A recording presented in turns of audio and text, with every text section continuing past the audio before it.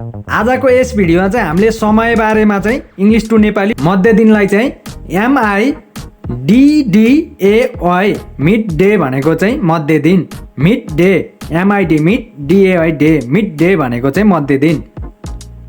त्यसै गरी आज राति भन्नु पर्यो भने चाहिँ हामीले अङ्ग्रेजीमा चाहिँ के भन्ने त tonight, TO2NIGHT night, tonight भनेको चाहिँ आज राति, नाइट मात्रै भन्यो भने चाहिँ राति हुन्छ।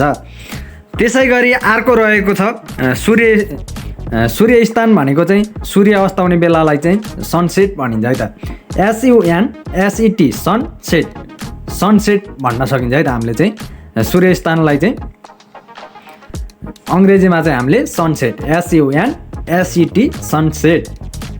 त्यसै गरी अर्को रहेको छ सूर्योदय भनेको चाहिँ सूर्य बिहान चाहिँ झुल्किने बेलालाई चाहिँ सूर्योदय भनिन्छ। हामीले चाहिँ अङ्ग्रेजीमा सूर्योदयलाई चाहिँ सनराइज भनिन्छ है त।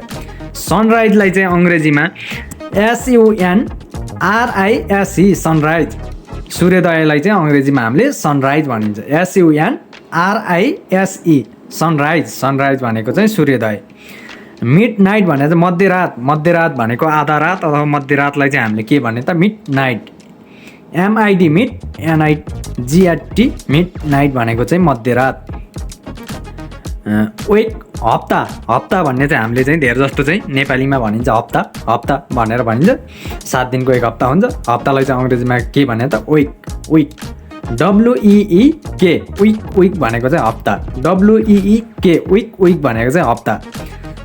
आवर घन्टालाई चाहिँ हामीले चाहिँ अङ्ग्रेजीमा के भन्न सकिन्छ त आवर, HOUR आवर भनेको चाहिँ घन्टालाई चाहिँ हामीले आवर भन्ने।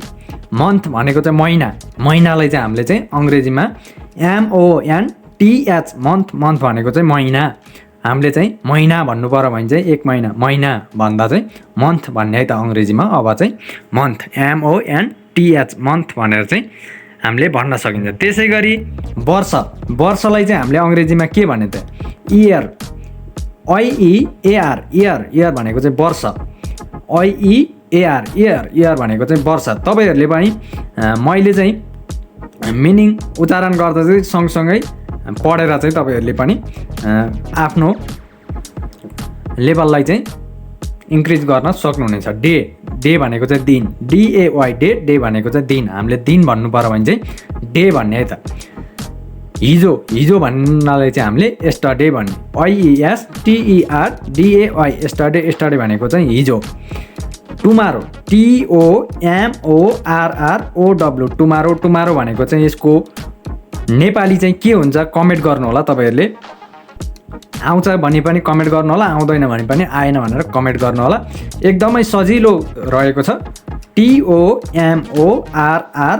TOMORROW टुमारो भनेको चाहिँ नेपाली शब्द चाहिँ के हुन्छ कमेन्ट गर्नु होला। आजको लागि चाहिँ यति नै रहेको छ। भिडियो धेरै ब्रेक पछि आएको छ। अब म कोसिस गर्छु भिडियो डेली नै ल्याउने कोसिस गर्ने नै छु। आजको लागि चाहिँ यति नै रहेको छ। हवस् त, धन्यवाद।